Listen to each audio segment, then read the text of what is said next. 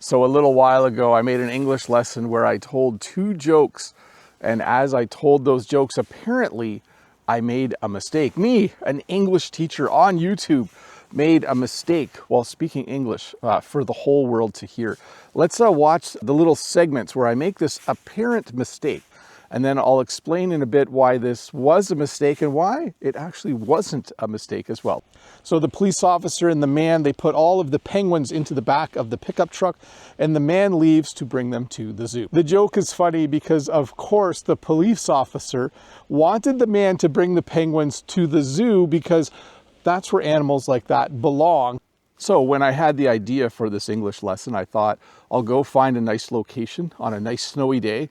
I'll record myself telling both jokes. I'll go home and edit the video, and I'll put the English lesson online. I did that, and people watched it, and people enjoyed it. And then it started to get really popular, and more people watched it. And then the comments started to come in. Comments like this: no, the police officer did not want the man to bring the penguins to the zoo. He wanted the man to take the penguins to the zoo. Or this one: in English, you do not bring them to the zoo, you take them. An error in your English. You can only say bring the penguins to the zoo if you or the narrator is located at the zoo. The zookeeper could ask the man, please bring the penguins to the zoo. What's the bring them to the zoo? Isn't it take them to the zoo? Dumb jokes. Besides, it's not bring the penguins to the zoo. The man isn't at the zoo. So the correct word grammatically is take the penguins to the zoo. So I got a lot of comments. In fact, as I was collecting the comments to put them in this video, when I got to the point where I had 35 comments saying it's take, not bring, I kind of stopped collecting them. And I found it pretty interesting because, yes, technically this is a mistake, but let me explain. You see, there are regional differences with English.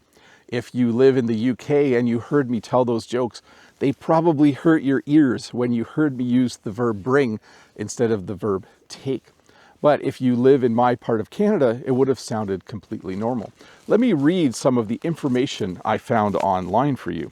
It says here, the regional use of bring versus take generally hinges on whether the speaker adheres to strict directional definition or uses bring more informally. I use it more informally. British English strictly distinguishes bring towards the speaker from take away, while some regions in North America frequently use bring for both, driven by broader Germanic influences. And then here we go, some further information. British English employs a strict distinction. Bring, movement toward the speaker. For example, bring that here. Or take, movement away from the speaker. For example, I take my children to school.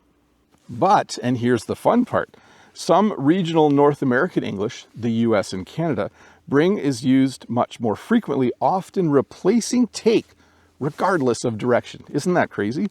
Usage. Some Americans and Canadians might say, I bring my kids to school, focusing on the destination. Whereas a British speaker would say, I take my kids to school. So interesting, isn't it? This is going to sound really, really bad to those of you who are British and speak British English. Later, I'm going to go to school. I'm going to bring my gloves to school. I'm going to bring my lunch to school. I'm going to bring my phone to school as well. I'm sure someone is still going to, in the comments below, mention that that is a mistake to say it that way. But it brings me to this point. English is really cool, and English changes depending on where you are in the English-speaking world.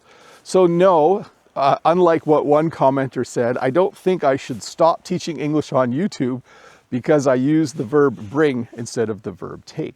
Instead, it's just the flavor of informal English you might hear in some parts of Canada or the United States. So, did I make a mistake? Well, technically, yes, and grammatically, yes, but informally, in my part of the English-speaking world, no, not at all. Technically, grammatically, I should have said the police officer wanted him to take the penguins to the zoo.